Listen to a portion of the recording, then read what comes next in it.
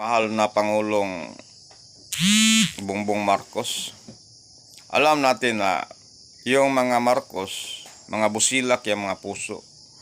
Manggiloyon yan, yung mga Marcos, may Marcos, at saka Bongbong Marcos, nimboto, manta na sila ha, kay nga naman kabalot nga, mga busilak yan yung mga puso ng mga Marcos di ba? Ang yun na to, nga, kana sila si Kuan, kining mga galamay ni Duterte, si Chief NP, si Bato de la Rosa, Kuan yan, kanang Chief NP yan noon.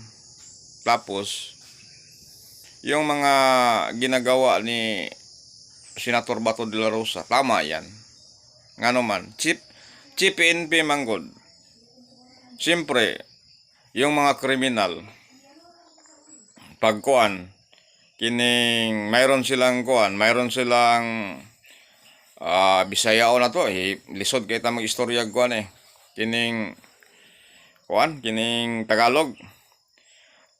Pareha na ko Chief NP ko ako'y nagunit sa mga pulis tanan. Kinanglan jud pag mubunot og baril ng mga kriminal, alalag dili magpauna lang po ng mga pulis tao papusil. Siyempre manguna gina sila. Unya kanang ilang gipang patay diha. Relto kapag istorya. Imbestigahe ra guna ninyo kanang gipamatay sa atong dating pangulo sa Chief NP sa una nga si Bato de la Rosa. Imbestigahin ninyo, ayaw mugto anang mga ginikanan nga gi-interview ninyo. Diha mo imbestiga sa kapitan kung unsay record nang gipamatay sa atong Chief PNP diha og si atong dating Pangulong Rodrigo Duterte. Imbestigahin ninyo unsay record, kapila na sila na priso. Nagbalik-balik og presuhan. Muna'y klarong pagkaistorya. Dili kay maminaw mo anang diya mo modretso sa mga ginikanan. Siyempre ginikanan na ay ginikanan nga bisan og mali ilang anak, ilagyapong ipagtanggol na ilang anak kay anak nila na di ba? Bisag mali ang ilahang mga anak binuhatan, lang gyapong dipinsan nga muna maayo kay nagbinuhatan, wa sila kabalo sa likod sa wala sila diyan ang binuhatan silang anak. Grabe. Wala na sila kasubaybay kay busy po sa negosyo. Di ba? Imbestigahan ninyo nang gipamatay sa una.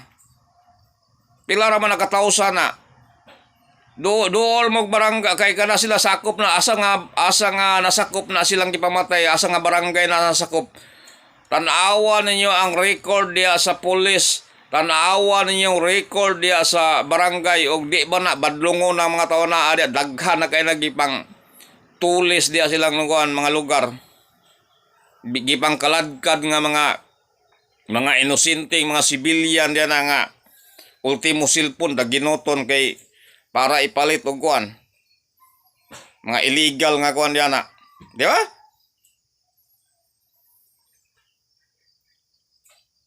Dito mo nagkonsentrate og imbestigahan ang gipamatay og sa mga barangay. Dili kay diya mo imbestiga sa mga ginikanan anang gipamatay. Siyempre ginikanan na. Mingon na nga wala na ning apil na akong anak nga nang binuhatan pero wala sila kabalo nga naigrupo na sila. Di ba? Una niyo imbestigahan na ang kanang gipamatay diya sa barangay, kapila na nagbalik-balik og presuhan diya sa kuan og di ba na badlungo ng mga tao na ang gipamusil. Siyempre kanang mga pulis na to naanay mga armas ng mga kriminal Alaalang mo ikaw si PNP diya na ikaw nagdala sa imong pulis og ipapatay lang nimo ng imong mga pulis diya nga nag-raid anak nila. Siyempre naanay armas di unag yung bunot ng mga pulis. Kabalo na ko mga pulis na record nga Sugot rin na sila basta mga illegal nga trabaho, sugot na sila nga mga matay na sila. Kana kay nisulod na sila anang illegal nga trabaho manggod. Kabalo na sila asa sila padulong. Di ba?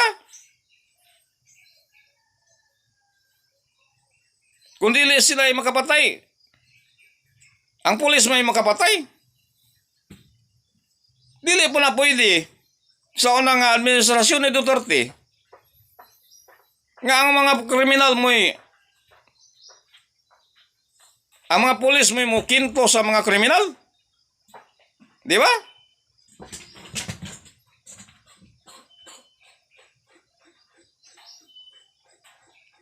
Pareha na ron. Nagbuhat og grabing paningkamo sa atong dating Pangulo Rodrigo Duterte nga mapuo ang mga kriminal diri sa Pilipinas. Tapos daghan kaayong mga nagpaabot nga mga tao diri sa kinatibuk ang supporters ni Tatay Digong nga mabalik na diri sa Pilipinas. Kaya nga naman, tama yung ginagawa ng presidente natin noon na Pangulong Rodrigo Duterte, yung mga giprotektahan niya ang mga civilian nga mga tarong.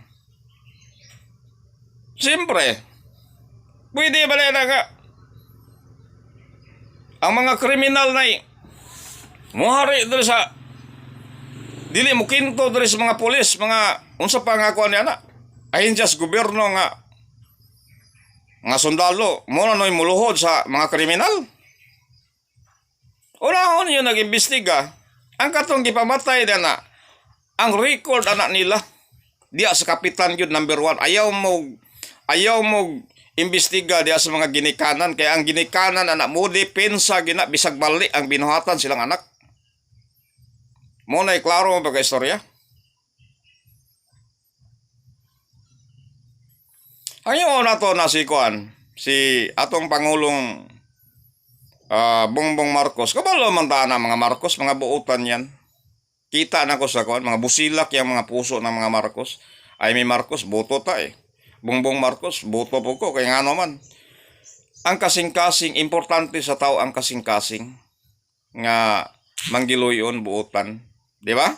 Wala ta nagpakialam anak sa unsay mga kuan anak. Kaya importante diyan na manggiloyon. Nagatanaw sa mga pobre.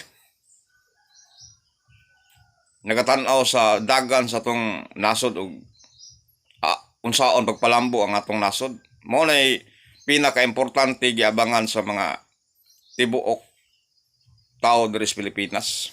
Ayaw na to si Bongbong Marcos nga kanang imong mga galamay diyan na pag mali ayaw pog itama ayaw pog aprobahin ang ilang mga plano sa mga Duterte, sa mga galamay ni Duterte nga plano nila nga pabagsakon ang mga Duterte o mga galamay ni Duterte.